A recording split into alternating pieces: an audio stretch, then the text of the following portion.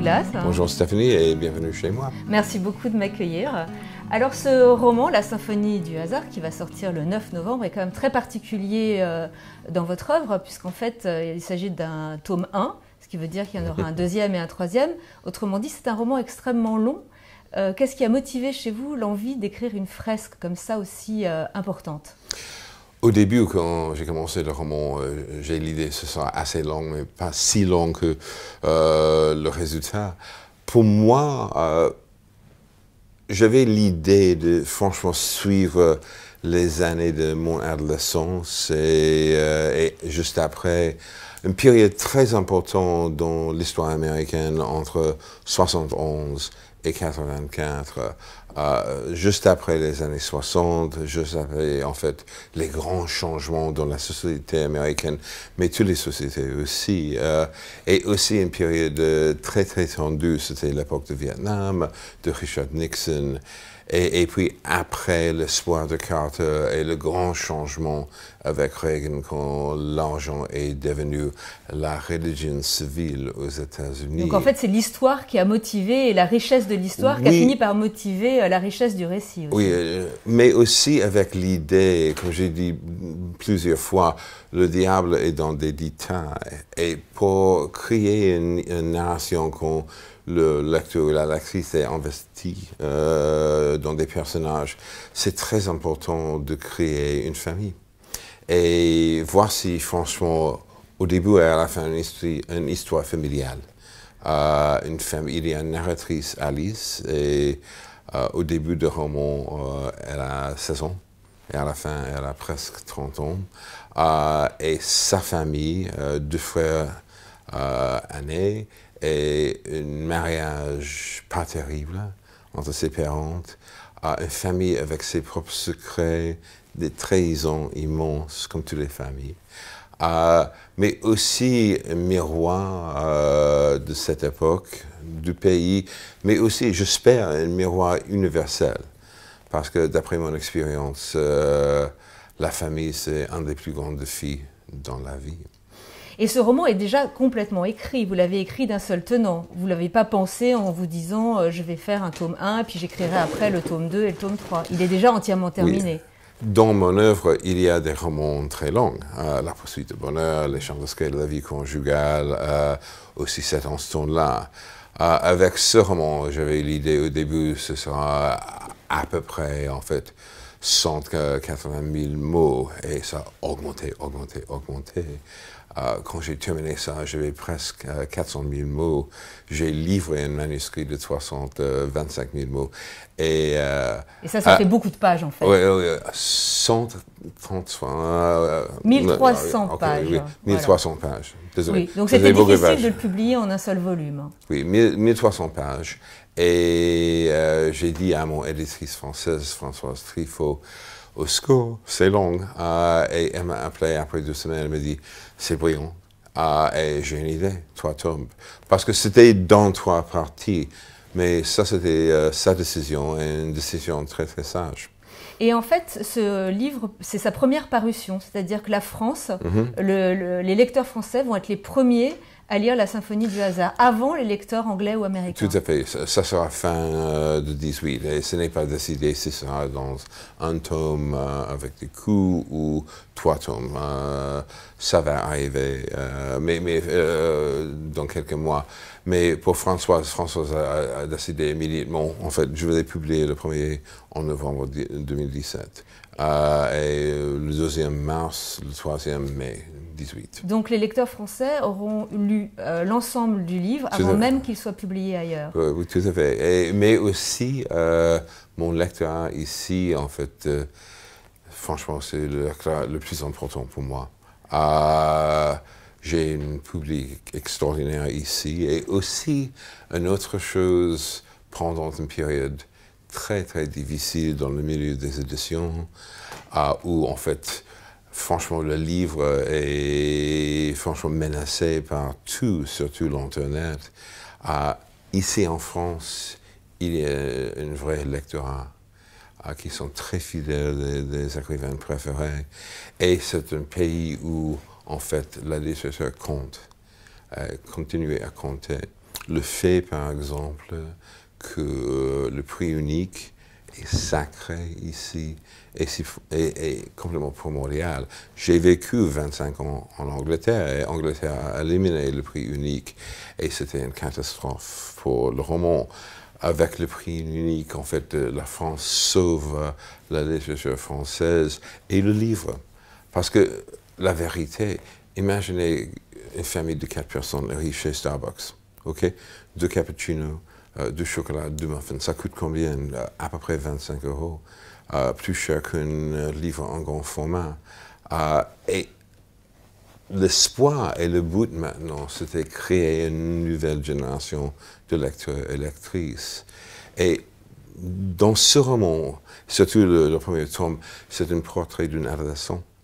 Donc vous pensez que le jeune lectorat français va être sensible aux années de formation? J'espère que parmi en fait, mon lectorat maintenant, on peut capturer aussi des jeunes lecteurs aussi. Parce que l'adolescence, pour moi, c'était passionnant de créer un livre dans la tête d'un adolescent.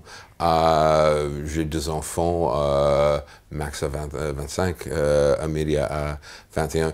J'ai vécu l'adolescence et je me souviens très bien de mon adolescence. L'adolescence, c'est toujours le cauchemar.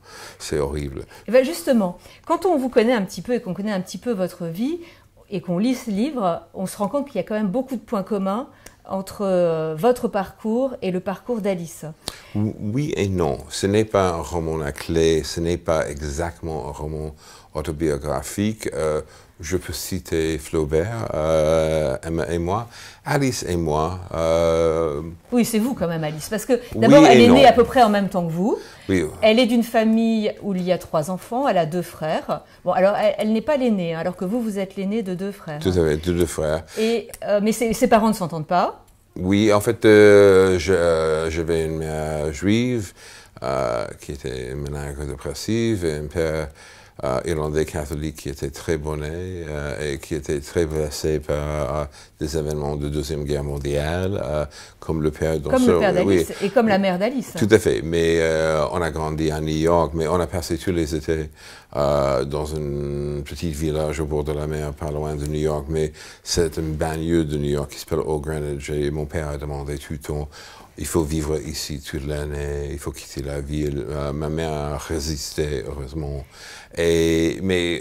Alors que dans le cas d'Alice, ils vont vraiment vivre dans cette petite ville. Tout à fait. Et elle a détesté, en fait, cette ville, comme j'ai détesté cette ville aussi. Donc, il y a beaucoup de points communs. La différence, et c'est très intéressant, je suis contre, franchement, autofiction, parce que c'est toujours la revanche. Et aussi, si on écrit un roman qui est un roman à clé, il y a un aspect de la revanche aussi. Et aussi, on n'a pas une certaine distance des événements et de la narration. Donc oui, j'utilise certains aspects de ma vie. Mais c'est quand même aussi une manière de raconter ce que vous avez vécu et de partir du réel. C'est beaucoup moins... il y a beaucoup moins de ressorts romanesques que dans vos précédents romans. Tout à fait, mais c'est très romanesque aussi, parce qu'il y a beaucoup d'événements et beaucoup de personnages. Et le truc, on peut lire ce roman comme un grand livre du 19e siècle, même si c'est assez actuel. Et c'est historique, mais loin, mais pas trop loin aussi. Et j'espère aussi l'atmosphère des années 70 et 80 est omniprésente dans le livre. En fait, c'était une période franchement de rock'n'roll. C'était une période des barbecues, du shit. C'était une période, le début du féminisme. Mais aussi, dans ce roman, j'ai fait face au racisme de cette époque, en fait. C'est le moment aussi des luttes pour les droits, les droits civiques. Les droits civiques, aussi le début du féminisme, contre le sexisme des États-Unis. La tragédie américaine. Et on s'est répété la même chose. Maintenant, on a un mec dans la Maison Blanche qui est franchement un homme du Moyen Âge. Et aussi c'est une période très contre les femmes, contre les homosexuels.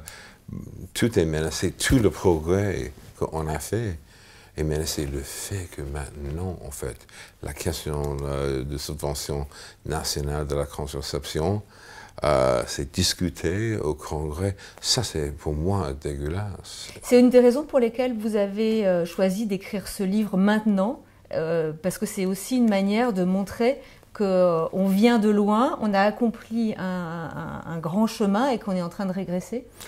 Quand j'ai commencé le roman, l'idée du candidat Trump, c'était un conte de fées amer et pas la vérité du président Trump.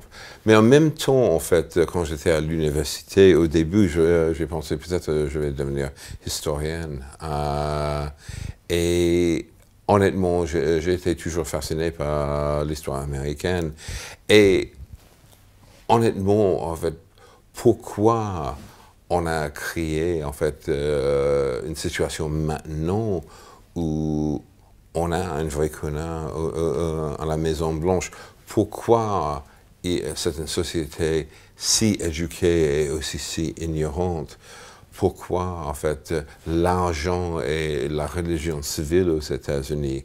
Ça c'est aussi sous le vernis du roman et aussi les guerres culturelles que Nixon a créées. L'idée qu'il y a une vraie Amérique profonde, la majorité morale contre les deux côtes. Ça, c'est partout. La question de la classe sociale est partout. J'espère que ça, c'est un aspect de richesse de roman. Absolument. Mais au début et à la fin, c'est une famille. Et ça, c'est complètement universel. Et j'espère pendant les 3 volumes, on est complètement investi dans les personnages. Ça, c'est certain. Mais il y a à peu près une quinzaine d'années, vous m'aviez dit, et j'avais trouvé ça très intéressant, la différence entre nous, écrivains américains, et vous, écrivains français, c'est que vous écrivez sur vous, et nous écrivons sur la société américaine. Même lorsqu'il y a des personnages. Mais il y a toujours quelque chose dans le fond du roman américain qui est la société américaine. Par exemple, et c'est particulièrement vrai dans ce livre-là. Tout à fait. Par exemple, quand j'ai écrit 5 jours, il y a 6-7 ans, ça c'est une histoire d'amour, franchement une bref rencontre, un coup de foudre. Mais aussi derrière de ça, en filigrane, c'est un portrait de la classe moyenne américaine maintenant. Mon point, si on écrit directement au sujet des États-Unis, si on est écrivain américain, on écrit toujours au sujet des États-Unis. Ici, dans la symphonie du hasard, l'Amérique est partout. Pourquoi, en fait, on est une société très schizophrène et des grands paradoxes. 20% de la population américaine sont très bien éduqués, avec des idées ouvertes, progressistes, avec une idée du monde entier.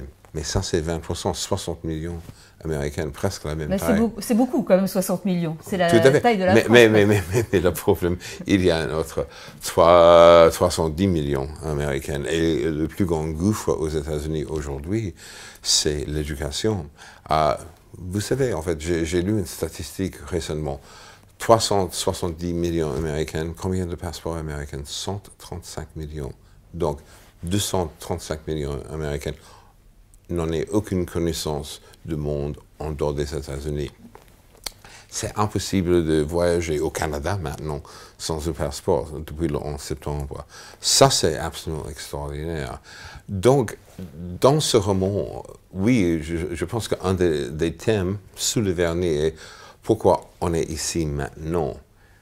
Voici le résultat, franchement, de Nixon et surtout dans le 3e tome de Reagan, quand en fait le trajet du pays a complètement changé et l'argent est devenu tout, et aussi c'était la fin, franchement, du système de démocratie sociale aux États-Unis qui sera complètement détruit par Trump. Cette histoire justement d'image, d'apparence, de vernis, elle est très importante dans ce livre parce que on pourrait croire que la famille d'Alice, c'est la famille parfaite. Au contraire. Voilà, Au on contraire. a les parents, les enfants, enfin c'est d'une classe moyenne, mais enfin c'est une classe moyenne qui marche plutôt bien, qui fonctionne plutôt bien. Donc vu de l'extérieur, on pourrait se dire voilà, c'est la famille, le rêve américain. Tout à fait, mais la vérité est autre chose. Et aussi, un de mes thèmes constants, pourquoi le malheur est toujours un choix. Et d'après mon expérience, parce que j'ai grandi dans une famille très malheureuse, c'est toujours un choix. Et ça, c'est le truc aussi, des relations entre les trois enfants, qui sont complètement différents que l'autre. Ça c'est un autre aspect dans cette famille. Le frère aîné, Peter, est très gauchiste, aussi un grand dragueur, très narcissiste. Le deuxième frère, Adam, c'est un athlète, il joue le hockey, mais en même temps, c'est un homme avec un très grand secret et aussi toujours dans l'ombre de son père, qui est toujours distant d'Adam.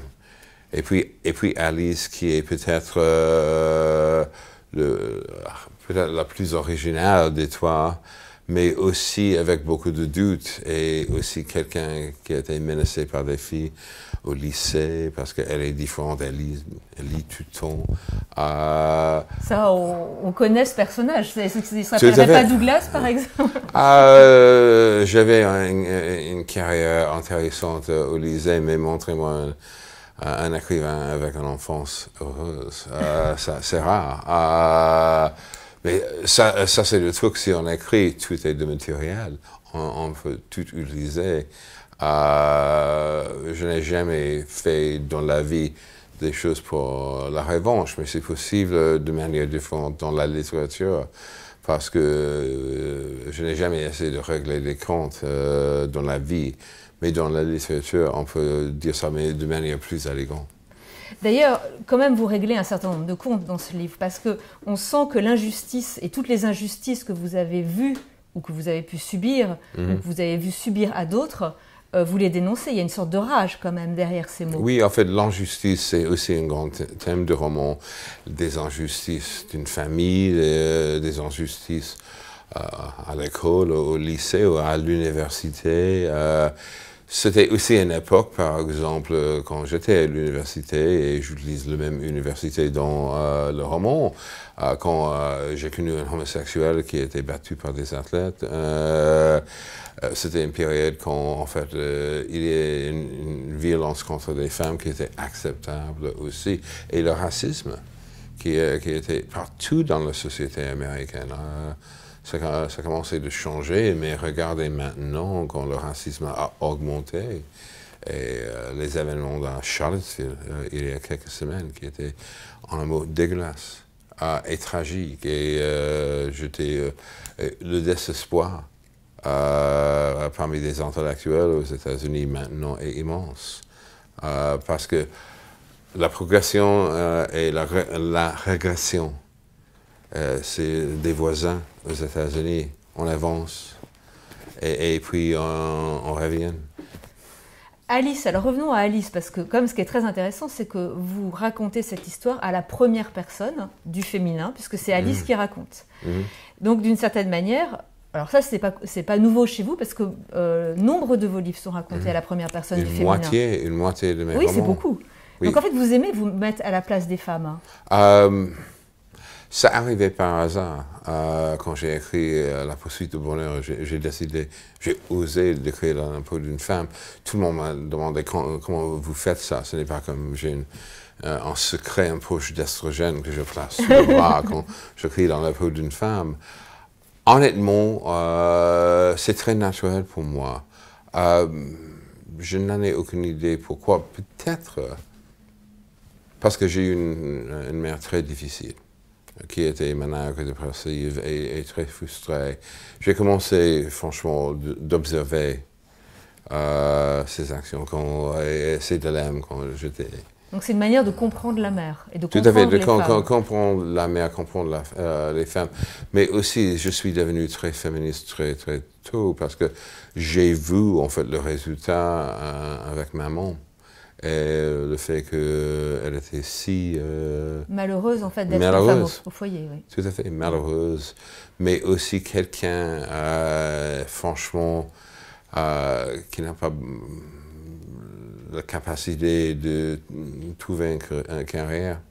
Et ça, c'était aussi tragique. Mais quelqu'un cultivé, qui a lu beaucoup, en fait, qui a une certaine connaissance de la musique classique et du théâtre, mais aussi complètement frustré. Et donc, peut-être c'était pour comprendre maman, mais aussi pour comprendre le rôle des femmes. Et puis, pendant ma génération, pour la première fois, je suis né en 1955, les femmes ont eu une opportunité de changer le trajet de leur vie. J'ai connu beaucoup de camarades de classe. Vous aimez d'ailleurs que dans vos livres, la femme soit indépendante, elle soit forte. Mais j'ai connu beaucoup de camarades de classe qui ont devenu femmes de foyer, même si avec des diplômes de fac de droit après Bowdoin ou de business.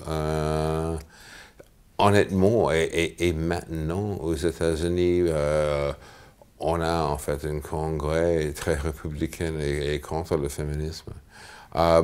Donc, Alice est quelqu'un de très indépendante, aussi en fait un peu isolée, mais une grande observatrice des choses. Et quelqu'un qui, surtout pendant la première tome, découvre, et c'est le moment de l'adolescence, et qu'on est à l'université, qu'on commence à comprendre, mon Dieu, la vie est compliquée. Mais est-ce que justement utiliser un personnage féminin pour raconter une histoire qui vous est quand même très proche et dans laquelle vous mettez beaucoup de vous et d'expériences personnelles, c'est aussi une manière peut-être de prendre de la distance et d'éviter l'autobiographie complètement? Complètement. En fait, vous avez raison. Oui, c'était exactement comme ça. Si c'était franchement un jeune monsieur à New York, dans une école privée de la classe moyenne, franchement, qui était toujours dans les petits cinémas et la cinémathèque new-yorkaise et les clubs du jazz pendant son adolescence. Ça, c'est trop proche de moi. Ça, c'était ma vie adolescente. Mais le fait que, franchement, en fait, avec Alice, j'ai une certaine distance. Je peux trouver des autres vérités. Et ça, c'est très important pour moi, comme écrivain, d'avoir une distance et regarder, en fait, franchement, des motivations de quelqu'un un peu différent que moi. Alors Alice, quand elle arrive à l'université, elle découvre le monde professoral, elle découvre la vie intellectuelle, elle va faire partie du journal de l'université, ce qui a dû être votre cas, non? Oui, tout à fait. Oui, et aussi, en fait, elle devient très proche, par de manière intime, avec un professeur. Et aussi, elle commence une liaison très importante avec un athlète qui est aussi très intelligent en même temps, et le résultat est désastreux. Alors, est-ce que c'est une manière de montrer qu'en fait les intellectuels et les athlètes ne sont pas faits pour s'entendre? Ça c'est toujours, en fait, si on est intellectuel américaine, on a été toujours menacé par des athlètes. Ça c'était, on a l'expression de jocks aux États-Unis, et ça c'était toujours un problème au lycée aussi. En fait, je n'ai pas quelqu'un de très sportif. Au contraire, en fait, je suis plus sportif maintenant, mais j'ai détesté ça à cause des athlètes. Donc là, vous réglez votre compte avec tous les athlètes de l'université que vous n'aimiez pas. Tout à fait, tout à fait. Voilà, sans aucun doute. Mais alors, donc, elle découvre l'amour, mais elle découvre aussi la déception, l'illusion, la désillusion. Oui, comme la plupart des ados ou des jeunes adultes. Ça, c'est le truc quand je vois mes enfants au milieu de leur première histoire d'amour, et puis des déceptions après, la première rupture, des choses comme ça.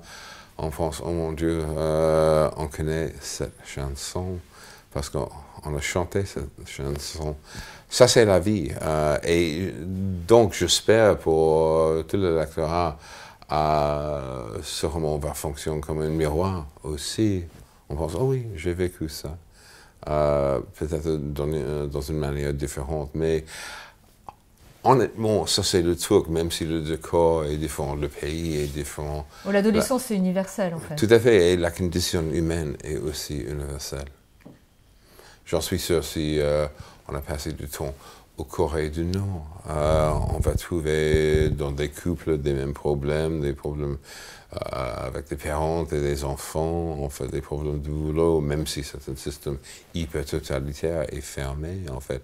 La condition humaine, c'est toujours la même chose.